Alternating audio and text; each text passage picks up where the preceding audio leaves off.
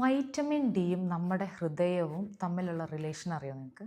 എല്ലാവർക്കും അറിയാം vitamin D deficiency എന്ന് പറയുമ്പോൾ മുടി കൊഴിച്ചിൽ, അതേപോലെ ക്ഷീണം, വീക്ക്നെസ്, പിന്നെ നമ്മളെ പേശികളിൽ അല്ലെങ്കിൽ എല്ലുകളിലൊക്കെയുള്ള പെയിന്, അല്ലെങ്കിൽ മൂഡ് ചേഞ്ചസ് എന്നൊക്കെ. പക്ഷേ ഈ വൈറ്റമിൻ ഡി നമ്മളെ ഹൃദയവുമായിട്ട് അത്ര റിലേറ്റഡ് ആണ്, അത്ര ഇമ്പോർട്ടൻ്റ് ആയിട്ടുള്ളൊരു കാര്യമാണ്. ഇത് വൈറ്റമിൻ ഡി കൂടിയാലും പ്രശ്നമാണ്, വൈറ്റമിൻ ഡി കുറഞ്ഞാലും അത് ഹൃദയത്തിനെ ബാധിക്കും.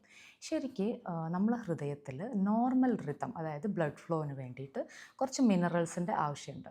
അതായത് കാൽഷ്യം, മഗ്നീഷ്യം, ഫോസ്ഫറസ് എന്നിങ്ങനെയുള്ള ഇത് നോർമലായിട്ട് ഇരുന്ന് കഴിഞ്ഞിട്ടുണ്ടെങ്കിൽ നമ്മളെ ഹൃദയത്തിൻ്റെ മിടുപ്പും അതേപോലെ തന്നെ അതിൽ ബ്ലഡ് ഫ്ലോയും നോർമലായിട്ട് വെക്കും. ഈ മിനറൽസ് നോർമലായിട്ട് ഇരിക്കണം എന്നുണ്ടെങ്കിൽ തീർച്ചയായിട്ടും വൈറ്റമിൻ ഡി നമ്മളെ ശരീരത്തിൽ നോർമലായിട്ട് ഇരിക്കണം. അപ്പോൾ വൈറ്റമിൻ ഡി നോർമലായിട്ടില്ലെങ്കിൽ അത് നമ്മളെ മിനറൽസിനെ ബാധിച്ച് എറിത്തീമിയാസ് പോലുള്ള കണ്ടീഷൻസ് ഉണ്ടാവും. അതേപോലെ തന്നെ വൈറ്റമിൻ ഡി കുറഞ്ഞു കഴിഞ്ഞിട്ടുണ്ടെങ്കിൽ നമ്മളെ ഹൃദയത്തിൽ നീർക്കെട്ടുണ്ടാവാൻ ചാൻസ് ഉണ്ട്. അപ്പോൾ നമ്മളെ ഹൃദയത്തിൻ്റെ അറകളിൽ ഘടനയിൽ തന്നെ വ്യത്യാസം വരാനും അത് വേറെ ഹൃദയ സംബന്ധമായിട്ടുള്ള ഇഷ്യൂസ് ഉണ്ടാവാനും ചാൻസ് ഉണ്ട്. അപ്പോൾ വൈറ്റമിൻ ഡി നോർമലാക്കി വെക്കുക എന്നുള്ളത് നിർബന്ധമാണ്. അതേപോലെ തന്നെ ഈ വൈറ്റമിൻ ഡി നമ്മൾ കുറവാണെന്ന് കരുതി, വേറെ പല സിംറ്റംസും വെച്ചിട്ട് കുറവാണെന്ന് കരുതി വൈറ്റമിൻ ഡി സപ്ലിമെൻ്റ് എടുക്കുന്നവരാണെങ്കിൽ തീർച്ചയായും നിങ്ങൾ ശ്രദ്ധിക്കണം.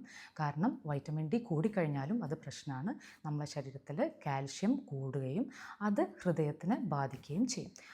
അപ്പോൾ ടെക്കികാർഡിയ പോലുള്ള അല്ലെങ്കിൽ ഹൃദയമിടിപ്പ് കൂടാനുള്ള അങ്ങനെയുള്ള പല അസുഖങ്ങളിലും നമ്മൾ എത്തിപ്പെടുകയും ചെയ്യും. അപ്പം ഒരിക്കലും നിങ്ങൾ വൈറ്റമിൻ ഡി ചെക്ക് ചെയ്യാതെ വൈറ്റമിൻ ഡി സപ്ലിമെൻ്റ് എടുക്കാനായിട്ട് ശ്രദ്ധിക്കരുത്. ശരിക്കും നമുക്ക് വൈറ്റമിൻ ഡി ലഭിക്കുന്നത് സൂര്യപ്രകാശത്തിൽ നിന്നാണെങ്കിലും ഈയിടെയായിട്ട് അത് എല്ലാവരും എക്സ്പോഷർ വളരെ കുറവാണ്.